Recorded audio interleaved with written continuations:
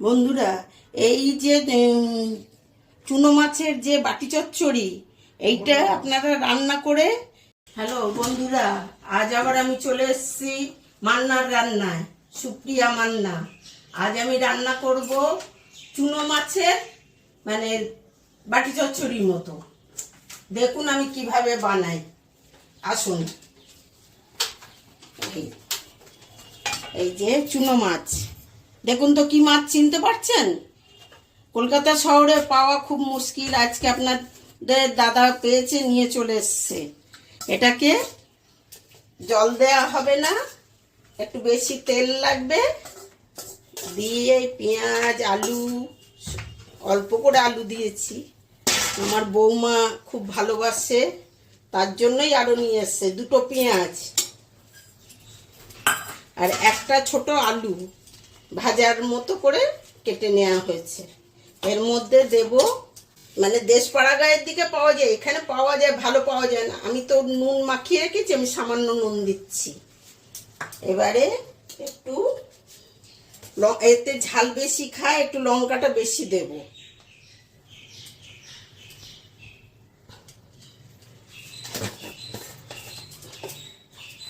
একটু হলুদ দেব, মাছে মাখানো আছে।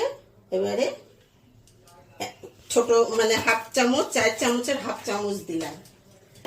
দিয়ে এটাতে একটুখানি গরম মশলা দেব, একটু সামান্য চিনি দেব স্বাদটা হওয়ার জন্য। এবারে তেল দেব। তেলটা মানে পরিমাণে বেশি, আমার তো 50 গ্রামের মতো তো তেল লাগবেই। একটু বেশি তেল দিলে এটা, এই তেলেই তরকারিটা হবে। আমি মাখিয়ে নিই, দেখি কতটা তেল হলো।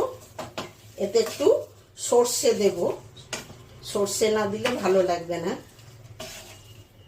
দেখাচ্ছি সর্ষে বাটাটা। আমার বৌমা আবার সর্ষে বাটা খেতে চায় না, ওই জন্যতে বেশি দেবো না, একটু কম করেই দেব। তেলটা ঠিকই আছে, আর তেল দিতে লাগবে না। এবারে সর্ষে বাটা দেব। মিক্সিতে সর্ষে বেটে রাখা হয়েছে, বেশি দেব না। এই যে সর্ষে বাটা, সর্ষে বাটাটা একটু জল জল হয়ে গেছে। এইটাই যে মাখিয়ে এবারে আমি গ্যাস জেলে একদম লো করে আমি ঢাকা দিয়ে রেখে দেবো। দিলে তা আস্তে আস্তে হবে। এটা আমি গ্যাস জ্বালছি। এবারে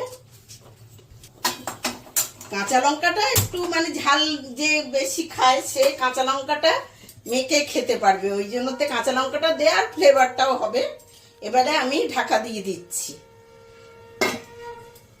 দিয়ে একটু ভালো করে গরম হোক, তারপরে আমি গ্যাসটা কমিয়ে দেবো। দিয়ে যখন মানে ধরুন 10 মিনিট পর, মাঝে মাঝে আমাকে নাড়তে হবে, তারপর 10 মিনিট পরে হয়ে যাবে তরকারিটা। দেখাবো আপনাদের, মাঝে মাঝে আমি নাড়বো, নাহলে তো তলায় পুড়ে যাবে।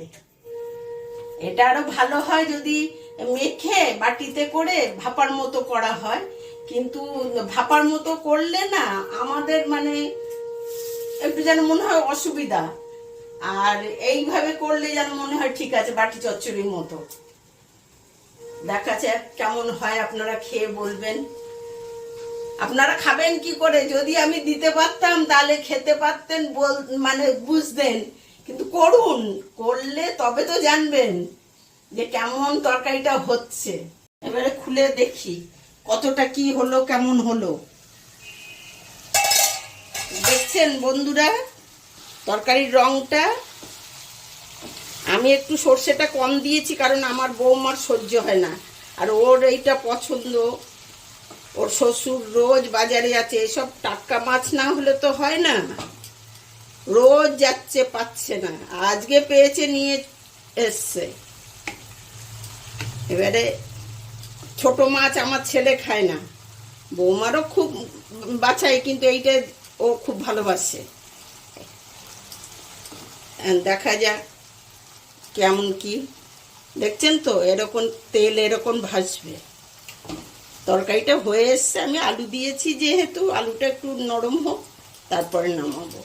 এবারে খুলছি, দেখুন তরকারিটা কেমন অবস্থায় হয়েছে। দেখেছেন তেল ছেড়েছে, এইরকম তরকারিটা হবে। আমার হয়ে গেছে, এবার নামাবো। বন্ধুরা, এই যে চুনো মাছের যে বাটি চচ্চড়ি, এইটা আপনারা রান্না করে খেয়ে আমাকে কিন্তু কমেন্টে জানাবেন। আমি তো জানতেই পাচ্ছি না আপনাদের কেমন লাগছে না লাগছে। আর এই মাছ কিন্তু একদম টাটকা কিনতে হবে, না হলে কিন্তু মানে তিতো লাগবে। আর এসব তো আমি কলকাতা কোনোদিন খাইনি, খাইনি। আমার শ্বশুরবাড়িতে নিজেদের পুকুরে হয়, এগুলো আমরা ধরা হয় এই জানি। আর শ্বশুরবাড়িতেই এরকম করে রান্না শিখেছি আমি। বাপের বাড়ি এসব মাছ, ছোট মাছ কোনোদিন খাইনি, কিন্তু ভীষণ খেতে ভালো লাগে। আপনারা করবেন, খাবেন, আমাকে জানাবেন।